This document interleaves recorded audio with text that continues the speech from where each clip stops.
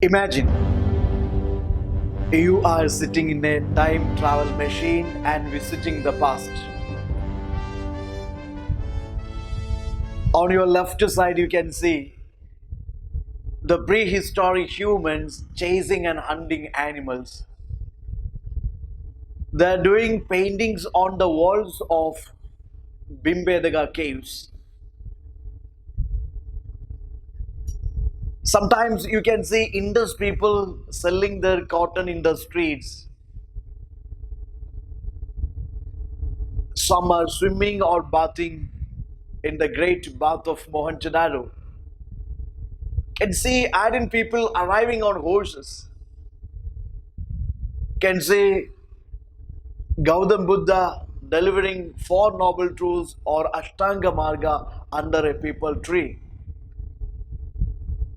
You can see Ashoka revolting after Kalinga war, Alexander crossing Indus and fighting with the Porus. You can see world wars, World War One, World War Two, and the French people in the street in protest against the French monarchy. History is awesome. History optional, one of the very interesting, very scoring optional for your UPSC mains examination.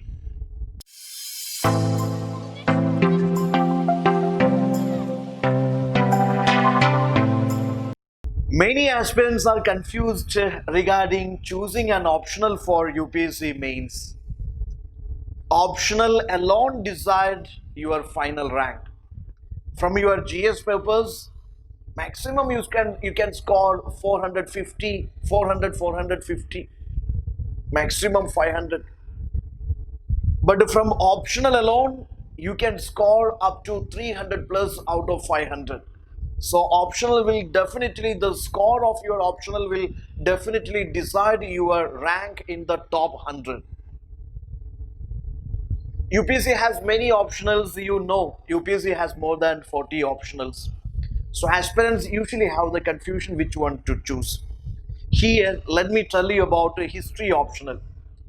And first important thing is, when you choose an optional, you must have love for it.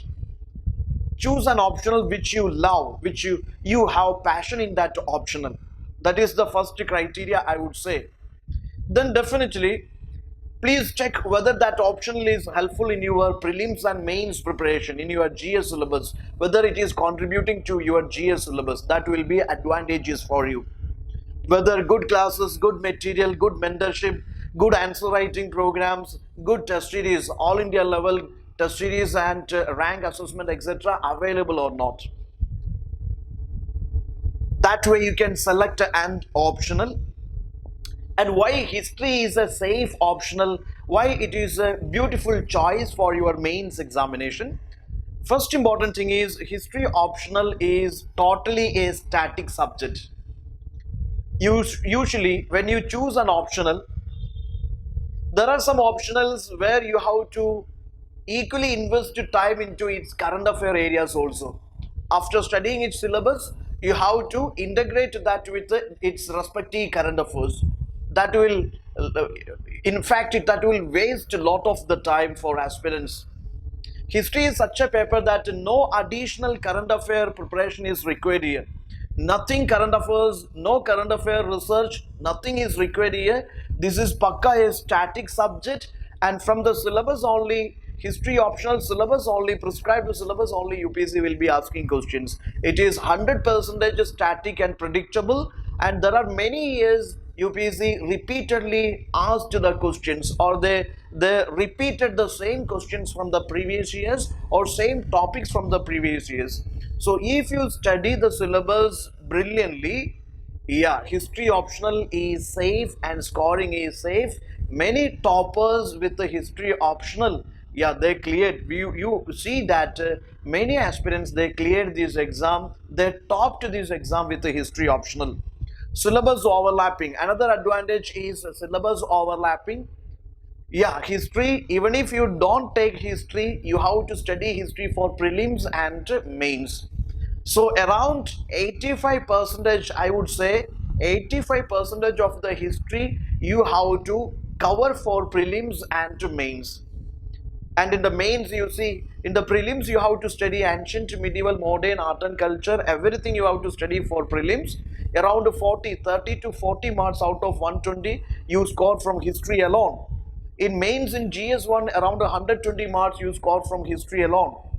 And GS1, you see, history means freedom. Modern history is there, freedom struggle is there, world history is there, art and culture is there, post independence is there. So all these portions, you know, comes in GS1.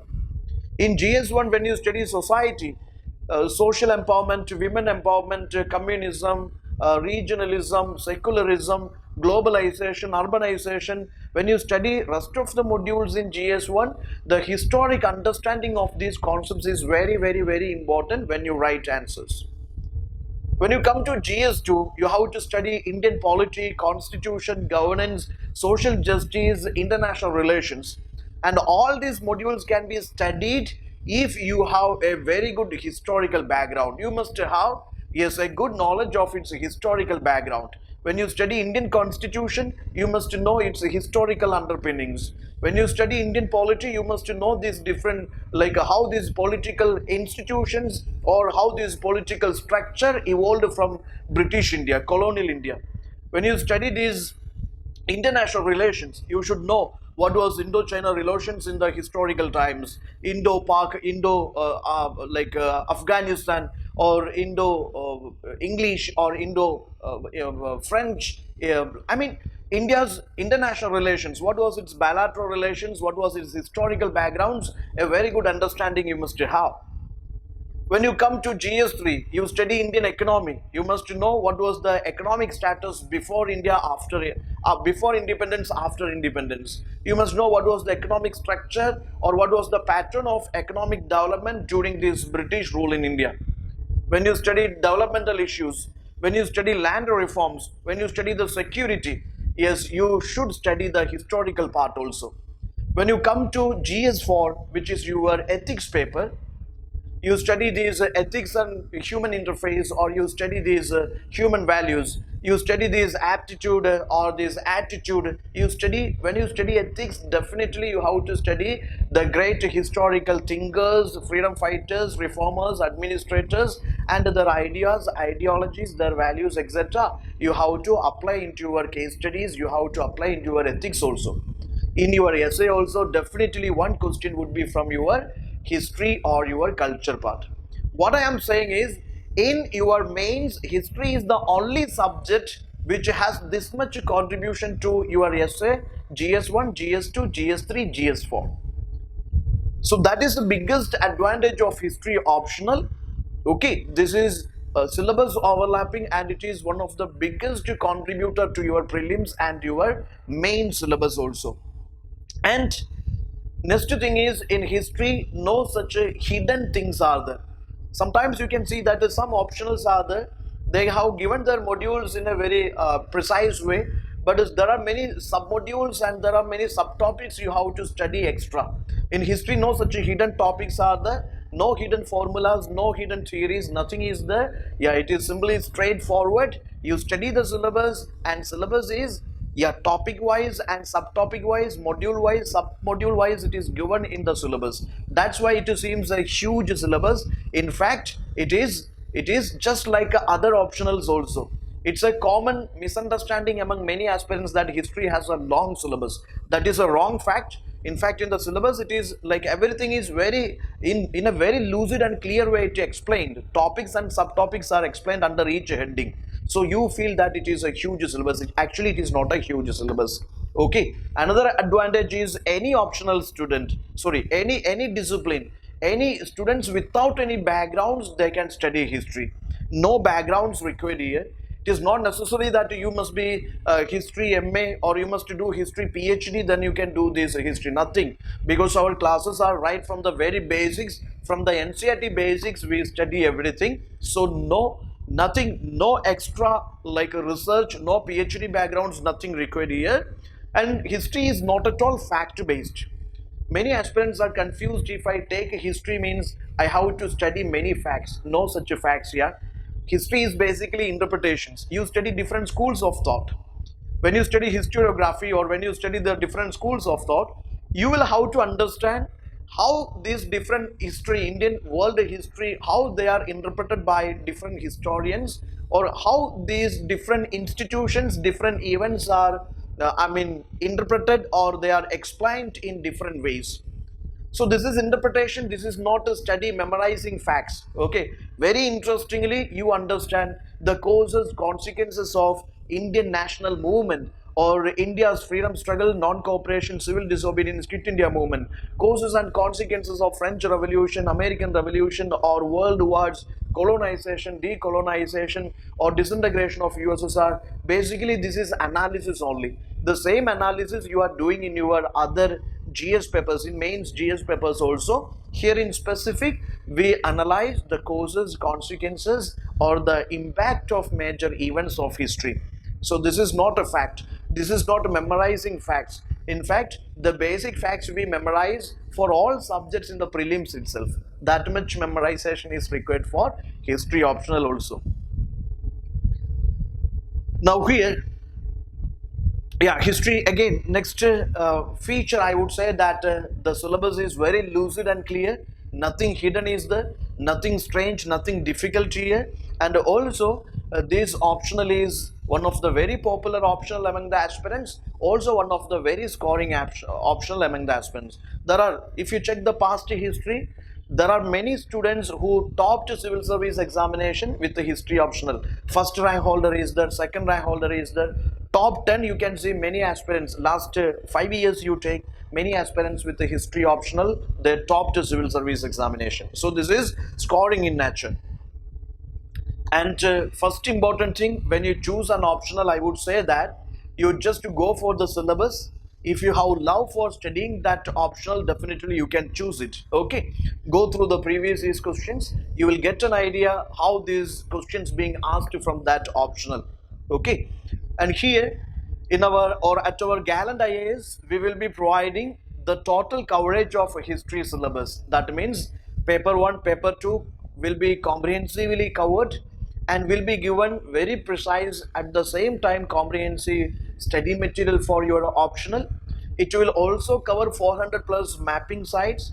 Okay, then all India rank list test series will be there, and ranking will be a pan India ranking assessment we will be conducting, we will be publishing after every test.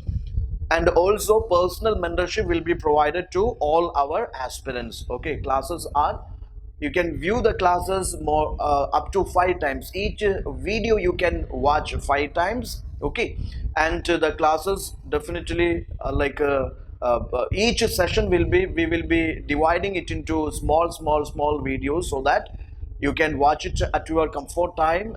And further materials will be provided, the series, and this personal mentorship also will be provided. Usually you ask me what is the book list of history optional. If I say, I would say around 15 to 20 textbooks for history optional. But I would say that my strategy is very simple. I do that research part of your history optional, and I will provide it into your classes and your material. Okay, so you can stick on to my classes and material. Additional reading means selective pages of the textbooks I will be suggesting you, not the entire textbooks. If you're reading the entire textbooks, it will take 2-3 years to finish your or master your history optional. So that strategy is a blunder strategy. You have to finish it in 4 to 5 months duration, and all those hard works we will be doing, you have to do the smart work only. Okay, so that is history optional. This is provided both online and offline mode. Interested students can watch the demo sessions, then you can decide. Okay, so that's it. Wishing you all the very best for your 2020 and 2021 UPSC Civil Service examination. Prepare very well both for prelims and mains. And if 2021 is your target, I must say you start your optional right now. Okay, don't think that after prelims you will decide. That will be a foolish strategy. You have to start your optional right now. This is the best time to start and finish your optional by November or by this October. Okay, so all the very best, and thank you.